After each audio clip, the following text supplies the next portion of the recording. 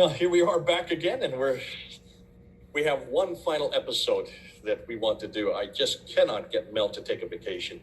He just wants to pour out all this new material, and he's coming up with so much. It's overwhelming all of us. I'm sure we're all agreed on that point. This time, what Mel wants to do is he wants to look at, see, how did it become what it is? What was it before? Or where was it before? Or who was it before? So, Mel, there you are, smiling as ever, and you, in the middle of your vacation, you now are going to tell us who were these Ishmaelites, these Hagarenes, as they're well known, and why then did they then move into what we now know today is Islam? Help us here. Give us some background.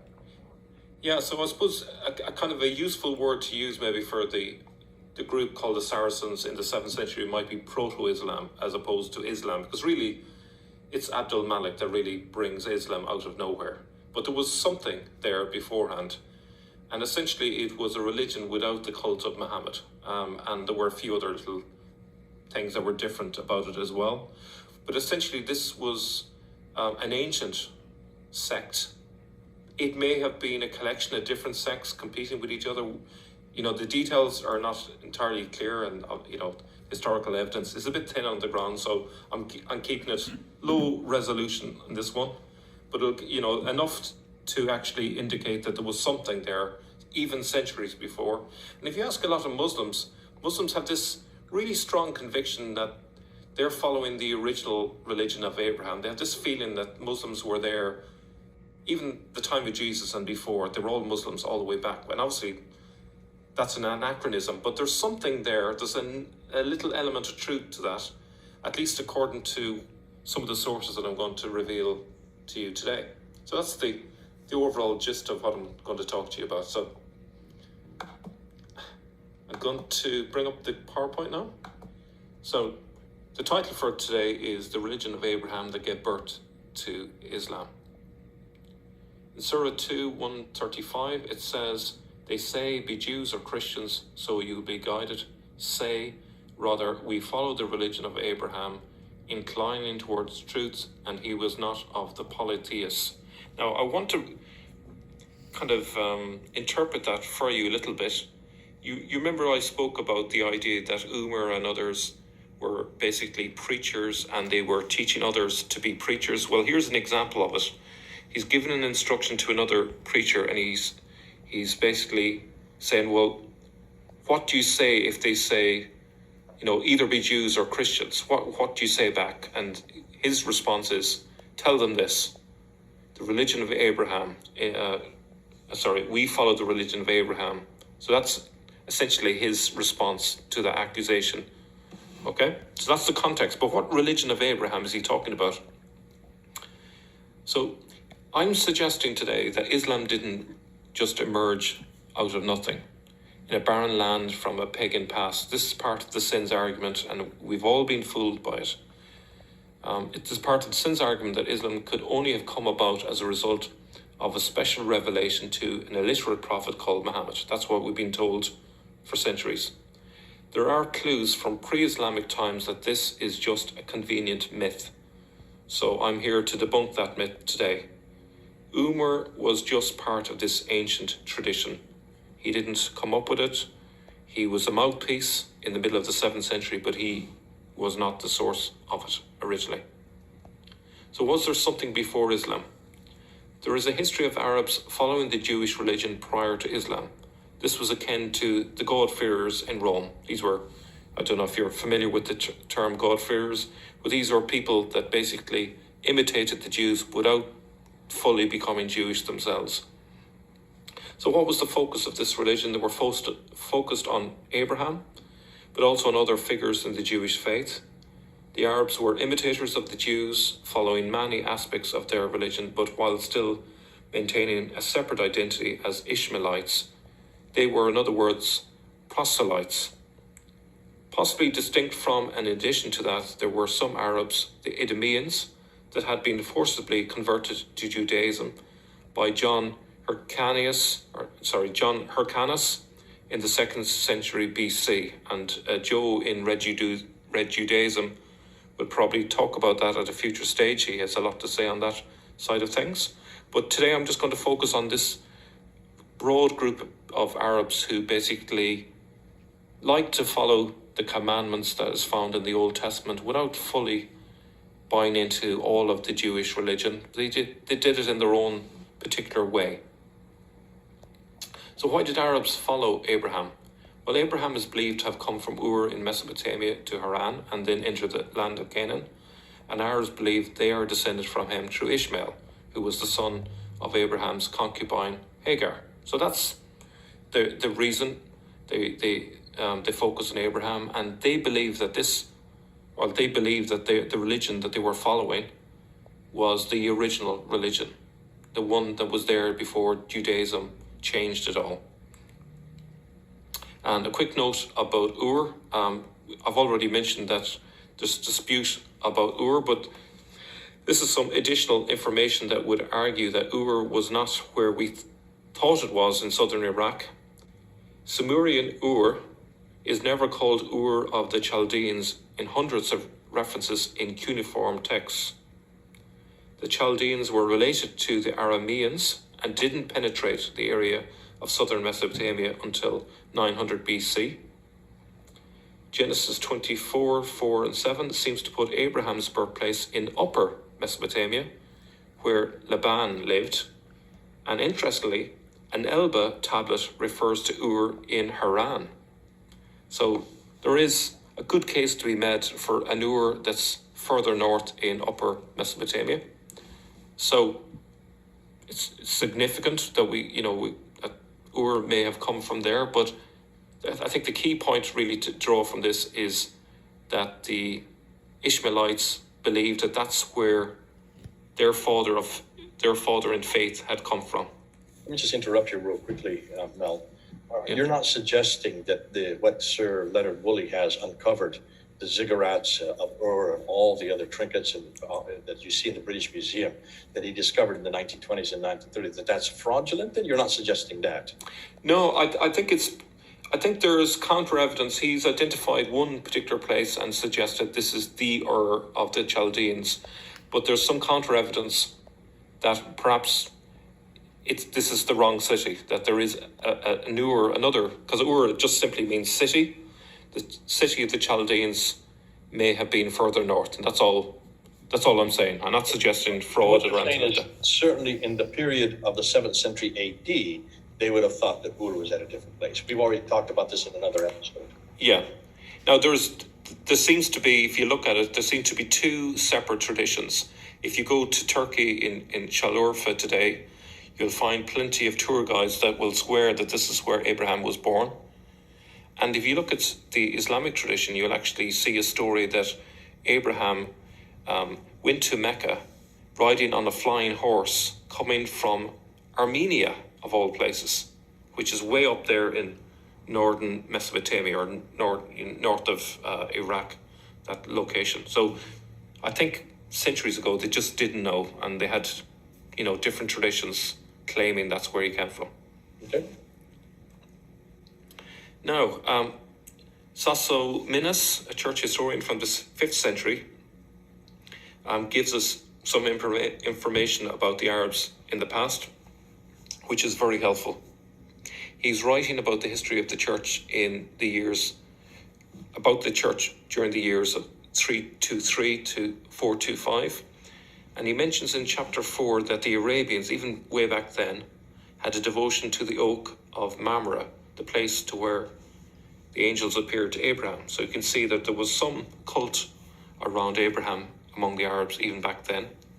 He seems to imply that the Arabians were doing it for pagan reasons. So let's have a look before we do so. So the arrows pointing to Hebron, and near Hebron is this oak of Mamre, which I think is still in existence today, as far as I know.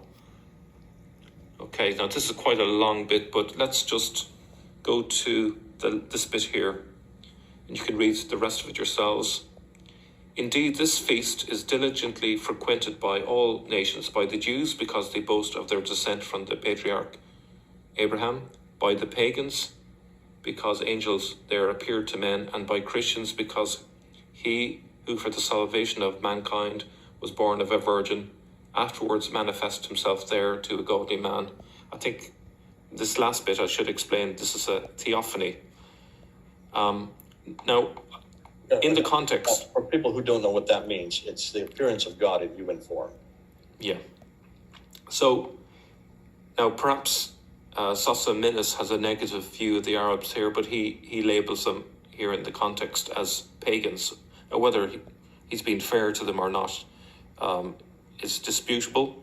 But elsewhere he seems to lean more towards the idea that they were in some ways imitators of the Jews. Okay, so against that idea that he thought they were pagans, he also gives us another idea that kind of leans more towards the idea that they were imitators of the Jews. So this is in chapter 38. He says, "This is the tribe which took its origin and had its name from Ishmael, the son of Abraham, and the ancients called them Ishmaelites after their progenitor. As their mother Hagar was a slave, they afterwards, to conceal the opprobrium of their origin, assumed the name of Saracens as if they were descended from Sarah, the wife of Abraham." That's interesting there. He's suggesting that they call themselves Saracens to try and pretend that they are descendants from Sarah instead of descendants from Hagar, which is, whether true or not, it's interesting that this is what was being said in the 5th century. Such being their origin, they practiced circumcision like the Jews, refrained from the use of pork, and observed many other Jewish rites and customs. This sounds exactly like Islam, doesn't it? If indeed they deviate in any respect from the observances of that nation, it must be ascribed to the lapse of time and to their intercourse with the neighbouring nations. So he's suggesting that they were trying to copy the Jews, but occasionally they kind of moved away from the customs because of interacting with presumably other pagan nations. Okay? Now, he goes on to explain further how that ancient religion then developed. He says Moses, who lived many centuries after Abraham, only legislated for those whom he led out of Egypt. The inhabitants of the neighbouring countries, being strongly addicted to superstition, probably soon corrupted the laws imposed upon them by their forefather Ishmael. The ancient Hebrews had their community life under this law only, using therefore unwritten customs before the Mosaic legislation. These people certainly served the same gods as the neighbouring nations, honouring and naming them similarly, so that by this likeness with their forefathers in religion, there is evidence their departure from the laws of their forefathers. As is usual in the lapse of time, their ancient customs fell into oblivion, and other practices gradually got the precedence among them. Some of their tribe afterwards, happening to come in contact with the Jews, gathered from them the facts of their true religion, returned to their kinsmen, and inclined to the Hebrew customs and laws.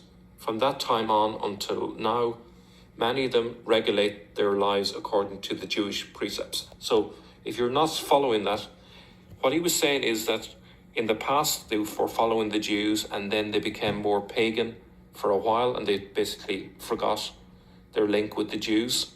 And then they discovered the Jews again, as it were, and they start finding out about Moses now, because you can just imagine with the passage of time. So we're talking a really ancient religion here. So they started imitating Judaism again, but this time now they're taking on, in addition, the laws of Moses.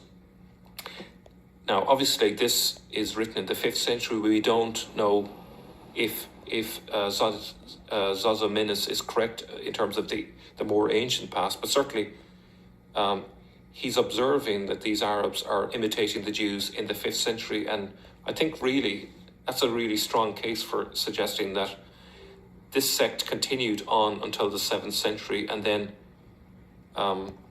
it transformed into what we call Islam today. Now, Sosthenes, or Sozomen, I should say, also says that more recently they have come to adopt Christianity, having come into contact with monks and priests. Some fully converted to Christianity, others may have simply imbibed merely an Arian form of Christianity, which was prevalent in the 4th century. We know through the work of Epiphanius that indeed the bishops of Petra and Arabia were both Arians. And this is my summary of what he was saying. So you see how significant that is, that he suggests that some of them became Christians, but some of them imbibed an Aryan form of Christianity. And we can see that in the Islam we see today, which is the idea that Jesus is not divine, he's just an ordinary human being. I don't know if you want to jump in on that. No, this is interesting because this then makes sense of why we have so much of the material that's on, let's say, even something as simple as the Dome of the Rock, which is definitely Aryan, confronting the Monophysite, confronting the also Chalcedonian view that would be the Byzantine view of Christ, which are both Trinitarian, and it's confronting this Trinitarian view, and it's also confronting the divinity of Jesus. This would make sense then if this is where the Aryanists come from. In fact, you're answering a question that many have asked. Where did this Aryan form come from? Well, the Aryan form was already there. There were Aryanists who were there from the 4th century on in that part of the world. And if that is the case, then it looks like starting with Abdul Malik, we can't say if we don't want to say starting with him, but he is the one that comes out really strong against the Trinity and the person and divinity of Jesus. It looks like that Aryan form then really comes to the fore certainly in the structures and in the inscriptions and in the coins and whatnot in the late 7th century. Yeah, and I think what's really helpful about this, we keep coming across the idea they've borrowed these ancient stories from centuries ago. How is that possible? Well, now we can see it's possible. If there is a tradition going way back centuries ago, we can see that these stories got, if you like, imbibed into their sect, and then they're being retold, and they're being even used in their preaching, even though they've got nothing to do with the Bible. These strange stories, they're kind of semi-pagan, a lot of these stories, but obviously the Arabs had a kind of an interest in those stories, and this is, I would suggest, the reason why we have these scraps and collections of all of these stories, like the Seven Sleepers and so on. There's something else, Mel. Yeah. If you are an Ishmaelite or a Hagarine, and you now are coming into dominance there in the 7th century, and yet the greatest power of the day that's just north of you is Christian. And remember, we've said this before, those Christians have a prophetic line. Those Christians have a scripture. The Jews who are right there on the Temple Mount, they also have a scripture. They have a prophetic line. Where are you going to get your scripture, and where are you going to get a prophetic line? Where are you going to get that kind of identity that can compete with them? And yet you are now the political power. You are now raising yourself. And that's why Abdul Malik, by the time he comes to power in 685, he now controls that whole swath of land. But he doesn't have what his Christian and Jewish cousins have. He doesn't have what they have. So how would you make yourself distinct from them? Well, you probably go back to your Jewish antecedents of monotheism, and you consider those who are all around you have become polytheists by elevating, as you say, elevating Jesus to the status of divinity. Say not three, for God is one. That's on the Dome of the Rock. Chapter 4, verse 171 is on the Dome of the Rock. So it stands to reason that this Aryan form of which then takes precedence and then becomes the dominant theme for all of Islam later on, starts to be introduced at this period, because now you want to create that Hagarin, that Ishmaelite identity, but you've got to create it that is different from those who are in power. What's the best way to do that? Make sure that you confront that polytheism. They have become polytheists, in contradistinction to the early Jews who were monotheistic. Yeah.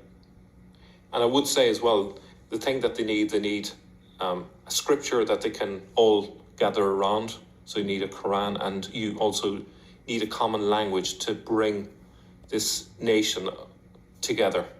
And so that's really what Abdul Malik and the caliphs that followed him really set about doing. The coins back you up on that. They take away the Greek script and he replaces it with the Arabic script. He is the first to do the Arabic script there.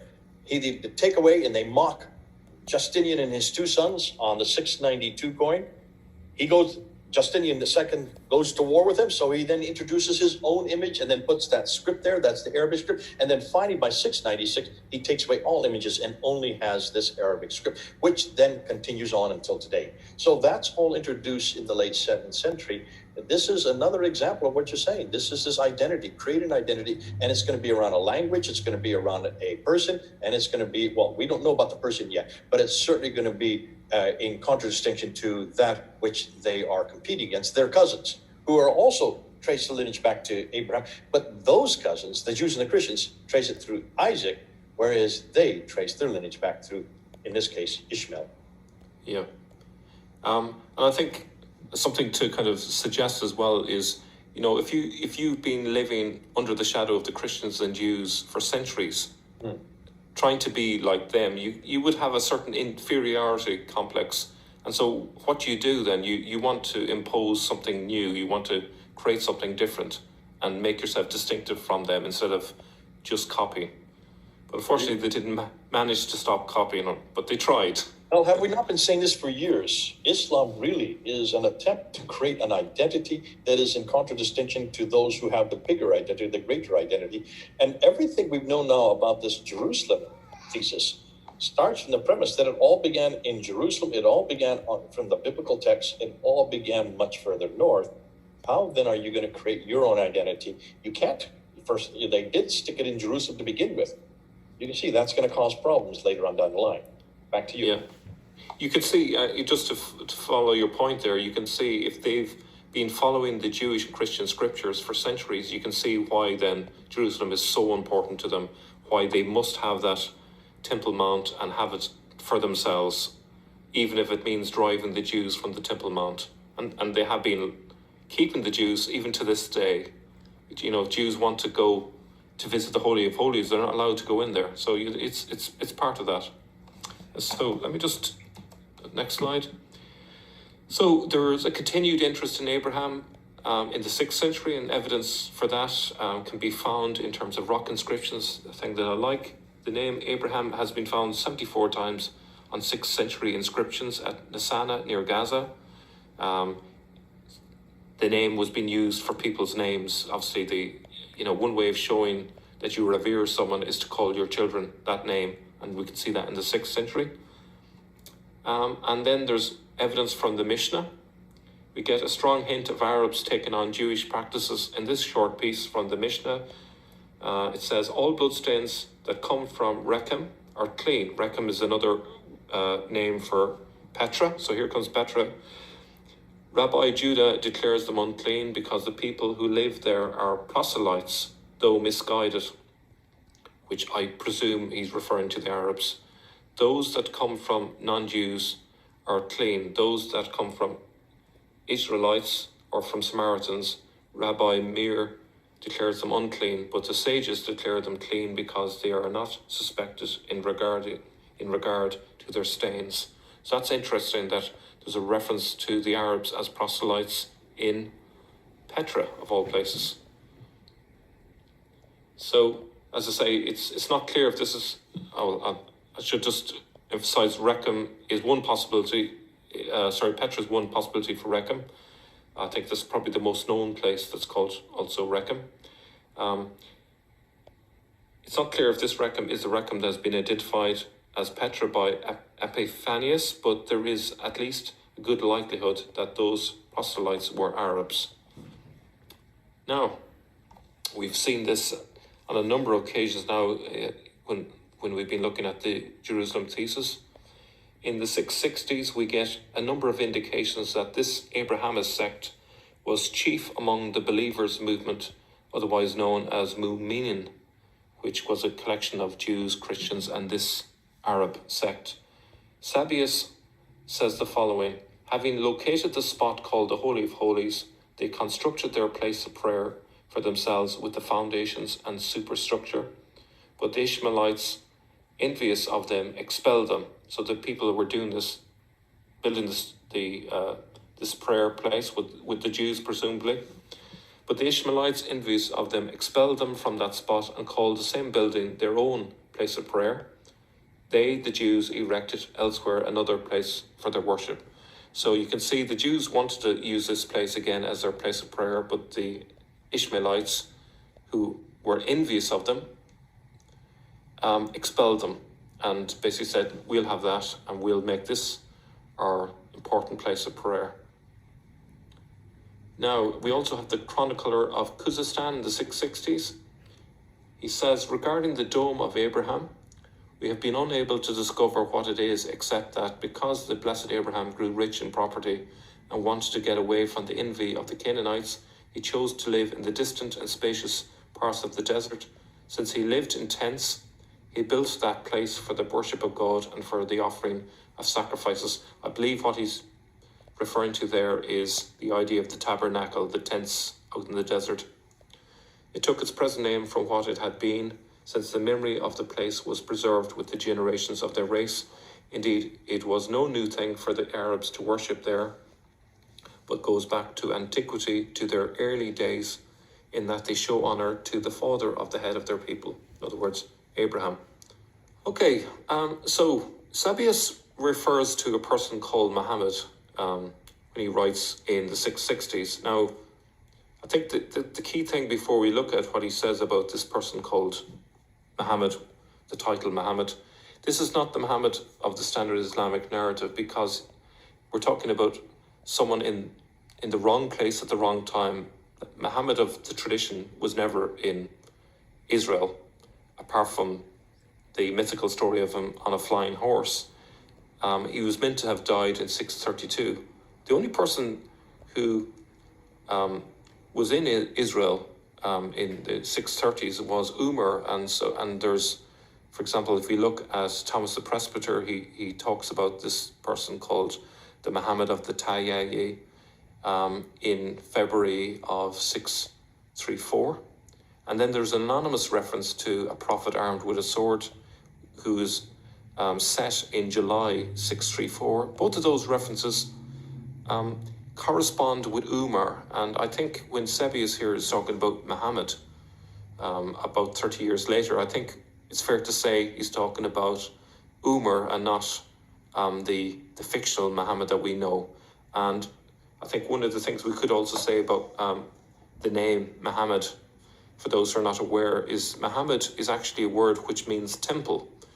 And what a great title for Umar to put upon himself, because he was obsessed with the Temple Mount. It's pretty clear from the 7th century sources. First thing he did after invading Jerusalem was to go about building a masjid, a house of prayer for his sect. And we can see that he belonged to this sect that we've been referred to in this quote from Sebius. What's interesting here, this is probably a really early, reliable quotation from the person in history who took on the title Muhammad. But the focus is on Abraham, it's not on Muhammad here. It's a totally different take on things. So I'll just read it very quickly. With an oath, God promised that land to Abraham and his posterity with him forever. Now you are the sons of Abraham, and God will relies in you the promise made to Abraham and his posterity when he loved the God of Abraham, and go and take possession of your country, which God gave to your father Abraham, and none will be able to resist you in battle, for God is with you. He's basically making a religious argument for why they're entitled to that particular land. They're entitled to the Temple Mount. They're entitled to Canaan. And this is, the argument that's been going on since then between the Palestinians and the Israelites. Don't want to bring up politics, but essentially you can see the traces of it here. He's saying, well, we're also a descendant of Abraham, and if God has promised this land to Abraham, then we're entitled to it. And so he uses it as a clever argument to justify why they're entitled to conquer these lands armed with a sword. Now, so as I said, the historical person who built the original masjid on the Temple Mount, as we've said before, was Umar in 634-644. The Doctrina Jacobi refers to an unnamed prophet armed with a sword in 634, and Thomas the Presbyter refers to the Tayyaye of Muhammad east of Gaza in 634. So this all ties together nicely. This is Umar, not the Muhammad of the Sen. So was Umar the person called Muhammad? I would suggest this is who it was. Now, if we turn to the important stations of Abraham in Israel, the phrase Station of Abraham is found in the Quran. This is a place where Abraham had been in his lifetime. So we look at first one here, Shechem. Upon coming to Canaan, Abraham first settled in Shechem. We saw that there's a Qibla underneath the Dome of the Rock pointing north from Jerusalem. So they're acknowledging that importance even under the Dome of the Rock. Mount Moriah, this is where Abraham attempted to offer Isaac in sacrifice. We can now see and understand why this group of Saracens, when they invaded Jerusalem, what did they want to do? They wanted to build a house of prayer where Abraham had offered Isaac in sacrifice. So it makes logical sense now that we kind of considered the centuries before that time. And then we have the Oak of Mamre. It's where Abraham met the three angels. So this is another station. And then finally we have Beersheba. This is where Abraham sent Hagar and Ishmael out into the desert. So as you can see, it's all way up there in the north. And I think really when you gather all of that together, we can now start to see how Islam didn't just come out of thin air. We can see the history. We can see what happened logically in the 7th century with Umar invading Jerusalem, building the masjid. Towards the end of the 7th century, we see Abdul Malik really pushing a new cult now, the cult of Muhammad, instead of the cult of Abraham. And then from the 8th century onwards, this story gradually changed, and a fictional biography emerged.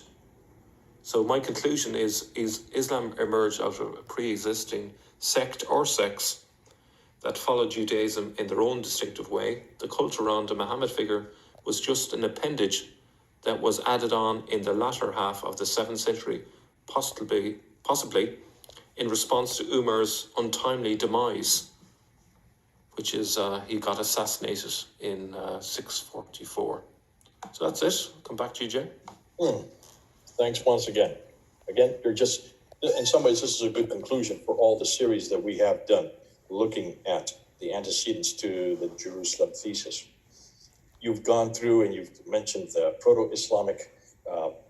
Proto-Islam is really the people you're talking about. These Abrahamists, you've used that word before.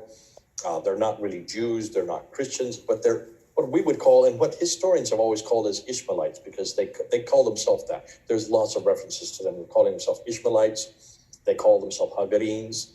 They call themselves Saracens. They call themselves Muhajirun. And they call themselves Maghreb. And if you look at those 5 names, they all are saying the same thing.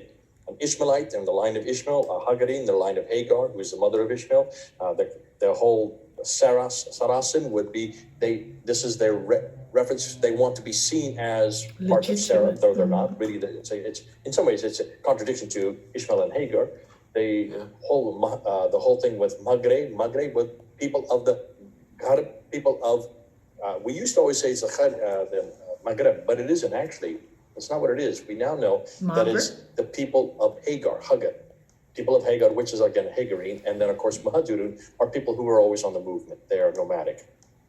Exactly like Abraham. Just like Abraham, they were nomadic. Now, so if that is the case, it stands to reason that what you're doing here is that these people had an identity that they didn't really have an identity. This is a problem with identity. You need to have identity built on some historical figure or some historical context or place or a historical book. People, the place in the book. And in fascinating, you can see these people who are now taking over and getting stronger and stronger and stronger. Now they become the Umayyad Caliphate with Muawiyah. How are they going to create this identity? Where are they going to go through? And you look back and you said, if you look back, you will see that sometimes they mimicked the Jews. Sometimes they came alongside the Jews. Sometimes they were pagan, but they seem to have gone from pro-Jew to pagan, then come back to pro-Jew again. So they're imitators of Jews. Fascinating, even to the point of even wanting to be in the line of Sarah. So that's why they call themselves Saracens. They circumcised themselves like the Jews did. They didn't eat pork like the Jews did. And then some became Christians. Others then became Arian against the Christians. And it's the Arians that I would suggest are the ones that actually started dominating. You mentioned the bishops that were actually Arian in the 7th century. Yeah. What's fascinating then is you talk about the Mu'minin. The Mu'minin are these believers. who are made up of both Jews, Christians, and pagans, or the Arabis, or the Ishmaelites. And it's the Ishmaelites who then, they want really Moriah. Everybody wants Moriah. Everybody wants Jerusalem. Everybody wants this city, and they want that one place. That's where Abraham, since they're Abrahamists, since they are all Ishmaelites, since they're Haganites, they want where Abraham went, where he went to sacrifice Isaac. So who comes along? Well, then you see this man named Umar comes along. He comes around at about 638. He finally gets Jerusalem. And the first thing he does is he slaps that building right there on the Temple Mount. This is where Abraham, this is where everybody wants. This is Marwa. Marwa would be the derivative, or I want to say it's the Arabization of Moriah. Yeah. Sabaeus talks about Umar and all the fact that Umar wanted to be everything Abrahamist. He was very much about that sort. Not from Mecca, Medina, from over to the east. So we're talking about this side, over to the east from what is today Hira, or today Kufa. And then what you do is you go in and you continue with this idea. But you talk about if you look at where Abraham, the four major cities that Abraham really refers to. One is Shechem, where he first arrived when he came from Mesopotamia. Moriah, where the sacrifice was to have been. Mamre, the oak of Mamre, and where he met the angels, and then Beersheba, where he threw out Hagar. Those are the four cities. Those four cities are all through this material. They are all part of this tradition. And it is this guy, Umar, that we're coming more and more to, that we're focusing more and more on, because of the fact that he was the one that Sabaeus is talking about. He is the one that Thomas Presbyter is talking about. He is the one that the Doctrine of Iacobi seems to be referring to. These are all 7th century documents. They all seem referring to this guy named Umar, whose nickname or epithet could be Muhammad the Tradesman, or, as you say, the temple. That's a whole new other understanding of this name, Muhammad, the temple itself. And what does he do? He starts and slaps his structure up there. Who comes and then rebuilds it again? Muawiyah rebuilds it in 661, 660, 661. Who then rebuilds it again? Abdul Malik. And by the time Abdul Malik comes to power, he then builds the biggest structure of its day, the finest building of its kind, the Byzantine architecture, slaps it in. It's still there today. We can still see it. Go to Jerusalem. You can see it right there on the Temple Mount, above this rock, this famous rock, this rock underneath, which now has a hollow place underneath. All of this is pushing and showing that this is how Islam began. It followed a sequence. Why are we surprised that it didn't evolve? Why are we surprised that it came out of this identity crisis they were having? These Abrahamists really have identity crisis. They want to be Jew, yet they don't want to be Jew. They want to be Christian, but they don't want the seeming polytheism of Christianity. They don't want the Trinity. So what do? They try it themselves, and they're politically already, they're creating, and they're gaining an awful lot of ground. But then by the time Abdul Malik comes to power, remember, the Umayyad dynasty had been in power for 30 years by this time. He's an Umayyad. What does he finally do? Well, then he slaps down his own Arabist, his own Hagarine. You might say it is a anti-Christian, mainly anti-Christian cult that is Aryan, therefore it's monotheistic. Going back to the monotheism of Judaism, his perception is that the Christians have become pagan because of their polytheism, sin polytheism. Go ahead. I was just going to say, did you notice in any of that presentation any reference to the need for revelation from the angel Gabriel? There was not. Not a thing. It's all explained historically. There's no need for a divine intervention here. It's all explained. There's nothing there for a Muhammad. These scraps, these bits of materials, they are not the lectionary themselves. They are only referencing a lectionary that's been lost. The lectionary is just a collection of biblical passages. Both of us could read that quite happily. It's just the Bible, essentially, in nice, easy passages, nice chunks.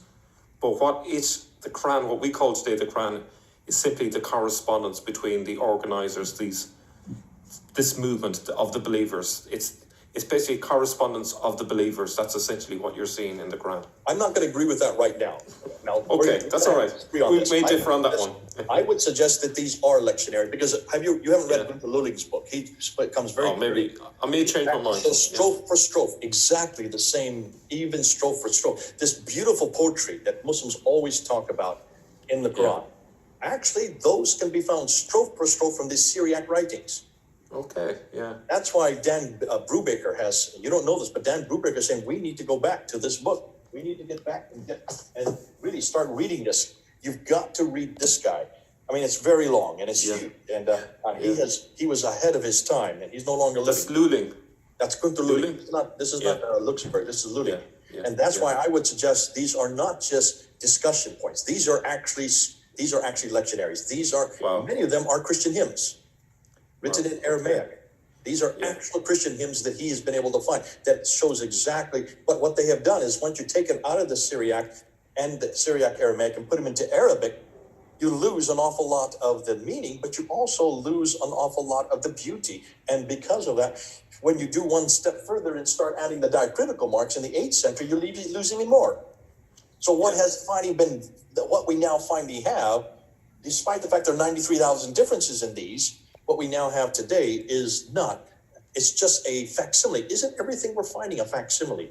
It's a facsimile of what originally was there. The beautiful Christian hymns that were gorgeous when they were first written no longer are that beautiful. Yet the Muslims go on and on about how beautiful it is. How can someone who's illiterate have written something so beautiful? And I keep on reminding them, be careful, be careful. This is not Muhammad. This is not a man. This is not even those who put the Quran together. They have just borrowed this.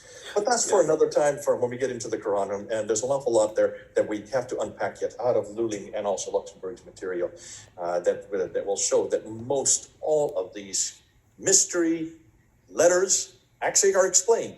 Much of the 20% of the Quran that they don't understand can now be explained if you just go back to the Christians that wrote it. Now, because of this, what you're showing is not only, and to get off the Quran now, back to the man himself, the Umar, and then of course Abdul Malik.